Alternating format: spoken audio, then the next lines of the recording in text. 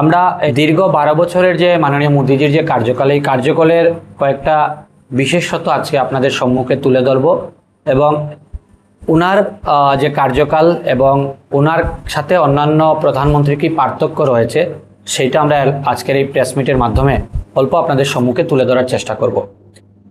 যদি আমরা শুধু বিদেশ নীতি থেকে শুরু করি তাহলে বিদেশ নীতিতে দেখব একসময় আমাদের দেশের এরকম পরিস্থিতি ছিল যে আমাদের পার্শ্ববর্তী যেগুলো শত্রু দেশ আছে সেই দেশ থেকে কখনো ভারতবর্ষের উপর আক্রমণ হলে আমাদের দেশের প্রধানমন্ত্রী আমেরিকা, রাশিয়া এইসব দেশে গিয়ে তাদের রাষ্ট্রপ্রধানের কাছে বিচার চাইতেন যে আমাদের শত্রু দেশ আমাদের উপর আক্রমণ করেছে, আমাদের বিচার করে দিন। সেই ব্যবস্থাতে সম্পূর্ণরূপে একটা পরিবর্তন এসেছে। আজকে ভারতবর্ষের উপর যদি কেউ আক্রমণ করে, ধরুন ভারতবর্ষের সীমান্ত অতিক্রম করে 1 কিলোমিটারের ভিতর দিকে প্রবেশ করে আক্রমণ করলো, তাহলে আমরা ভারতবর্ষ থেকে গিয়ে তার 4 কিলোমিটার সীমা অতিক্রম করে তার উপর আক্রমণ করার ক্ষমতা রাখি। এই যে একটা বেসিক ডিফারেন্স আসলো, একসময় দেশের সুরক্ষার জন্য অন্য দেশকে বলা হতো, বিচার চাওয়া হতো, আর আজকের দিনে দেশের উপর যদি কেউ আঘাত হানে তাহলে তাকে একদম মুহূর্তের জবাব দেওয়া হয় এবং এটা মাননীয় মোদিজির নেতৃত্বে হয়েছে। আরও একটা উদাহরণ আমি আপনাদের সম্মুখে তুলি যে রাশিয়া এবং ইউক্রেনের যে যুদ্ধ চলছিল সেই সময় আপনারা জানেন অনেক দেশের প্রবাসীরা ওইখানে রাশিয়া এবং ইউক্রেনে আবদ্ধ ছিলেন, কিন্তু একমাত্র ভারতবর্ষের প্রধানমন্ত্রী, অনেক রাষ্ট্রপ্রধানই ফোন করেছেন রাশিয়া এবং ইউক্রেনকে যে যুদ্ধ থামান, আমরা আমাদের লোককে বের করে নেব। ইভেন পাকিস্তান থেকেও কল গিয়েছে, কিন্তু ভারতবর্ষের প্রধানমন্ত্রী, বিশ্বের মধ্যে একমাত্র প্রধানমন্ত্রী যিনি ইউক্রেন এবং রাশিয়ার রাষ্ট্রপ্রধানকে ফোন করার সাথে সাথে সেখানে যুদ্ধ থামানো হলো এবং ভারতবর্ষের যারা ওইখানে আবদ্ধ ছিল, ভারতীয়রা যারা ছিল তাদেরকে ওইখান থেকে ফ্লাই করে নিয়ে আসা হলো। এই পরিস্থিতি কিন্তু বিগত স্বাধীনতার পর অনেকটা এরকম পরিস্থিতি এসেছে অনেকবারই, কিন্তু এরকমের পরিবর্তন আমরা কখনো দেখিনি। ইভেন ওই ইউক্রেনের যে আমরা যখন ফ্লাই করেছিলাম আমাদের ভারতীয়দের, সেই আমাদের উড়োজাহাজে বসে, সেই আমাদের জেটে বসে পাকিস্তানের যাত্রীরাও এসেছিল। So this is the difference between Congress and BJP, this is the difference between Modiji and other prime minister. So বিদেশ নীতিতে এরকম পরিবর্তন এসেছে। অর্থনীতির দিক দিয়ে আমরা যদি দেখি, আজকের দিনে পৃথিবীর যে কয়টা রাষ্ট্রকে টপ 10-এ যে কয়টা রাষ্ট্রকে অর্থনীতির বিভিন্ন মানদণ্ডে গণনা করা হয়, তার মধ্যে ভারতবর্ষ একটা অন্যতম রাষ্ট্র। এবং এই ভারতবর্ষের এই ব্যবস্থাকে অর্থনৈতিক একটা সচল অর্থনৈতিক ব্যবস্থা, মোদিজি দায়িত্ব নেওয়ার আগে আমরা ভারতবর্ষ অনেকটা ঋণী ছিলাম অন্যান্য দেশের কাছে, কিন্তু আজকের দিনে মোদিজি দায়িত্ব নেওয়ার পর মোদিজির কার্যকালের 5 বছরের মাথায় উনি ভারতবর্ষকে ঋণমুক্ত করেছেন। তো সেই দিক দিয়ে দেখবো যে একটা ভারতবর্ষের যে অচল একটা অর্থনৈতিক অবস্থা ছিল, সেই অচল অবস্থা থেকে পরিবর্তন করে একটা সচল অবস্থা এসেছে এবং অনেকটা অগ্রসর আমরা আজকে অর্থনৈতিক দিক দিয়ে।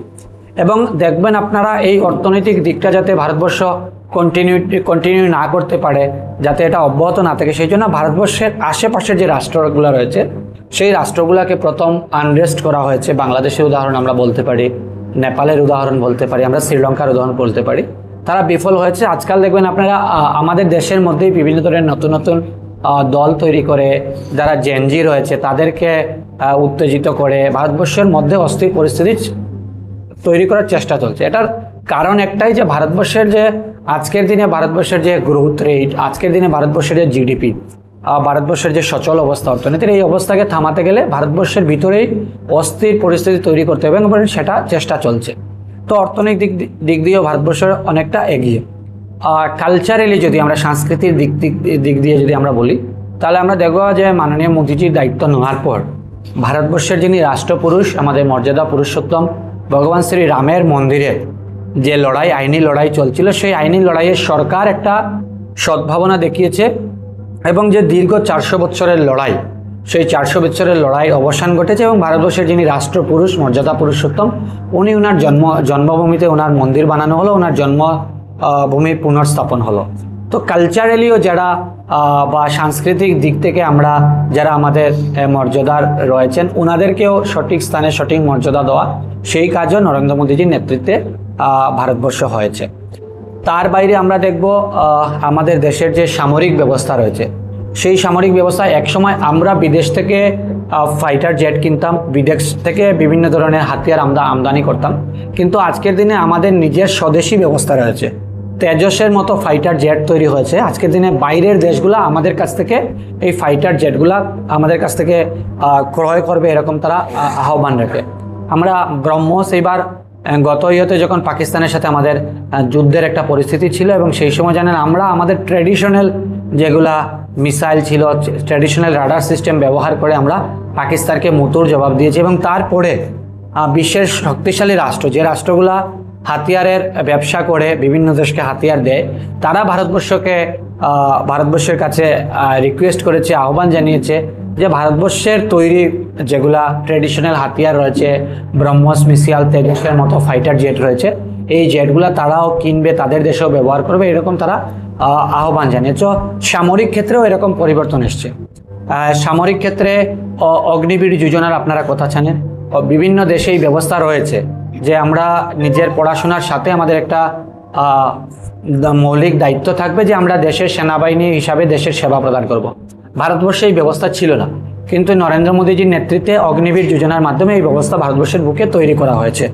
এবং বিগত পাকিস্তানের সাথে আমাদের যে ছিল সেই সময়ে অনেক অগ্নিবীর সেখানে লড়াই করেছেন, এটা আপনারাও সেটার সাক্ষী।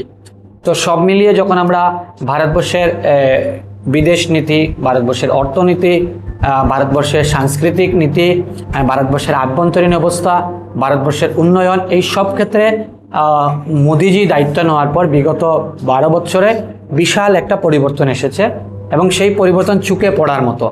এবং আজকাল ভারতবর্ষের বিদেশে যে জিনিসগুলো আমরা দেখি, আমাদের অনেক সময় চিন্তা থাকে যে এই জিনিসগুলো যদি ভারতে হতো, সেই ধরনের সব ধরনের টেকনোলজি আজকে ভারতবর্ষে তৈরি হচ্ছে। সেই ব্যবস্থা মোদিজি তৈরি করেছেন। এবং জানেন, আর্টিফিশিয়াল ইন্টেলিজেন্স যে জিনিসটা নিয়ে আজকের দিনে সব থেকে ভাইব্রেন্ট যে জিনিস, সেই জিনিস নিয়ে সমস্ত পৃথিবী যখন গবেষণা করছে, তখন মোদিজির নেতৃত্বে পৃথিবীর সব থেকে বড় এআই সামিট যেটা, এটা ভারতবর্ষে ভারত মণ্ডপে দিল্লিতে হয়েছে।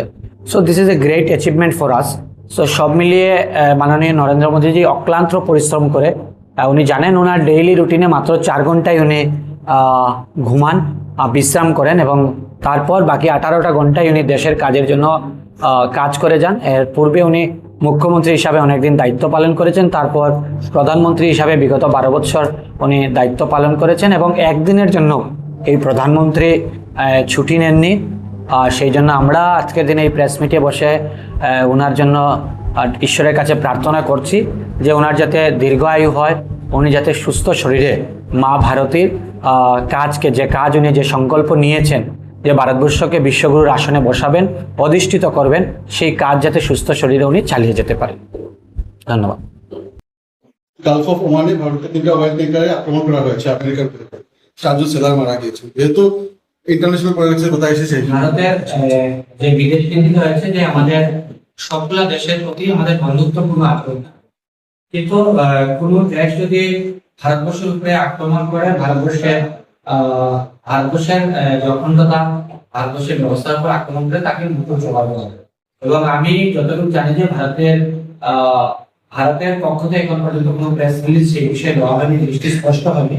কিন্তু এখন পর্যন্ত যতটুকু খবরের মাধ্যমে আমরা জেনেছি যে তার এই সবগুলা যে জায়গাতে আক্রমণ হয়েছে সবগুলাই ফ্রি প্যাসেজের জন্য ছিল। এখানে কোনো মালবাহী আমাদের জাহাজ ছিল না, তেল পরিবাহী জাহাজ ছিল। ভারত সরকার নেতা জানিয়েছে, আমি যা মিডিয়ার মাধ্যমে যা পেয়েছি আমি বললাম আপনাকে, যদি তেল পরিবাহী কোনো জাহাজ থাকে নিশ্চিতভাবে ভারতবর্ষ আজকে যদি সক্ষম যে সেটার বিরুদ্ধে ব্যবস্থা নিতে পারবে, এবং আমি নিশ্চিত যে আমাদের প্রধানমন্ত্রীর নেতৃত্বে সেই ব্যবস্থা নেওয়া হবে।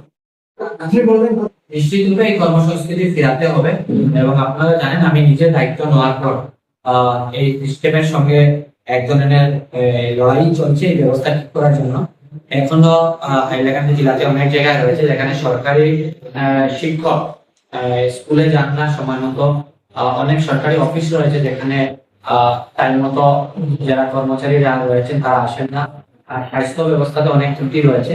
তো সব ব্যবস্থা এজেন্টলি আমাদেরকে ঠিক করতে হবে। আমি বিশ্বাস করি যে শুধু যদি আমরা কমপ্লেন করি তাহলে ব্যবস্থা আমরা কোনো সময় ঠিক করতে পারবো না। কমপ্লেনের উপরে কমপ্লেন থাকবে, সাবজেক্ট এটাকে সাবজেক্ট হিসেবে নেওয়া প্রয়োজন, এবং সেই সাবজেক্টের উপর সমাধান সূত্রে কাজ করা প্রয়োজন। তো আমরা জয়েন্টলি কাজ করছি যাতে এই কর্মসংস্কৃতি যেটা রয়েছে যেটা আপনি বললেন, আরো অনেকেরই অভিযোগ রয়েছে এই ব্যবস্থা যাতে পরিবর্তন করা যায়। এবং আপনারা বিশ্বাস রাখুন, আমরা যেভাবে কাজ শুরু করেছি, এখানে ভারতীয় জনতা পার্টির কোনো বিধায়কই ছিল না, প্রথমবার বিধায়ক হয়েছে 35 বছরের পর। সেটা ব্যবস্থাতে সুধারণ আমরা চেষ্টা করছি, এবং আমি বিশ্বাসী কিছুদিনের মধ্যে সেই ব্যবস্থা চলতে শুরু করবে, দৌড়তে শুরু করবে, এবং একটা ভাইব্রেশন আসবে। ধন্যবাদ।